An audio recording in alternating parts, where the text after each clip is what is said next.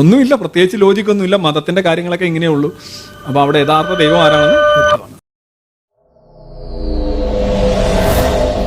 കാരണം ഈ മുഹമ്മദിനെ കുറിച്ച് പറയുമ്പോൾ എപ്പോഴും മുസ്ലിങ്ങൾ പറയുന്നത് എന്താ പറയുക, സല്ലല്ലാഹു അലൈഹി വസല്ലം, അതായത് പീസ് ബി അപ്പോൺ ഹിം എപ്പോഴും പറയും.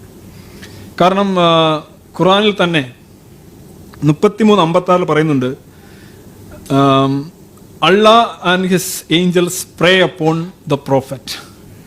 O ye who believers or believe, pray on him and salute him with peace. അള്ളാഹുവും മാലാഖമാരും മുഹമ്മദിന് വേണ്ടി പ്രാർത്ഥിക്കുന്നു. അതുകൊണ്ട് വിശ്വാസികളെ നിങ്ങളും അത് ചെയ്യും.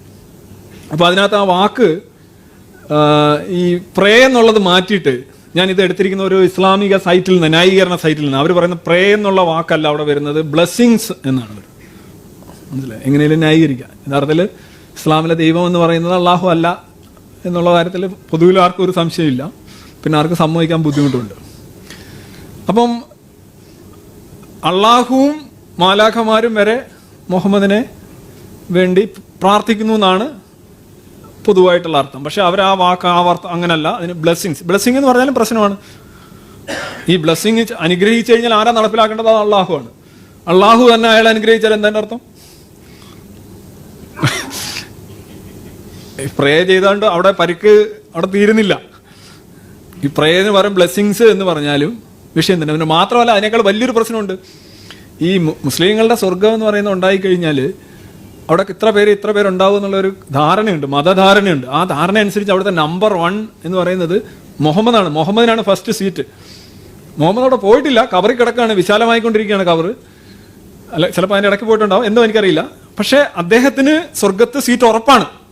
അദ്ദേഹത്തിന് ഉറപ്പല്ലേ, ലോകത്തൊരാൾക്കും ഉറപ്പില്ല. കാരണം അദ്ദേഹത്തെ പോലെ ജീവിച്ച്, അതാണ് സുന്ന എന്ന് പറയുന്നത്. അങ്ങനെ എങ്ങനെ ചെയ്തു, ഇങ്ങനെ ചെയ്തു, അത് ചെയ്തുകൊണ്ട് സ്വർഗത്തേക്ക് സീറ്റ് നേടാൻ ശ്രമിക്കുന്നവരാണ് ബാക്കിയുള്ള 150 കോടി ആൾക്കാർ. അപ്പൊ എന്തായാലും മുഹമ്മദിന് സ്വർഗത്തിലേക്ക് ഒരു പ്രവേശനം ഇല്ലെങ്കിൽ ബാക്കിയുള്ള കാര്യം പറയേണ്ട കാര്യമില്ല. ഉപ്പോളം വരില്ലല്ലോ ഉപ്പിലിട്ടത്. അപ്പൊ പുള്ളിക്ക് സ്വർഗത്ത് വരാനായിട്ട് മേ പീസ് ബി അപ്പോൺ അങ്ങോട്ട് കയറ്റാനായിട്ട് ഇവര് പ്രാർത്ഥിക്കണമെന്നാണ് പറയുന്നത്. എങ്കിൽ പിന്നെ ബാക്കിയുള്ളൊരു അവസ്ഥ എന്താണ്?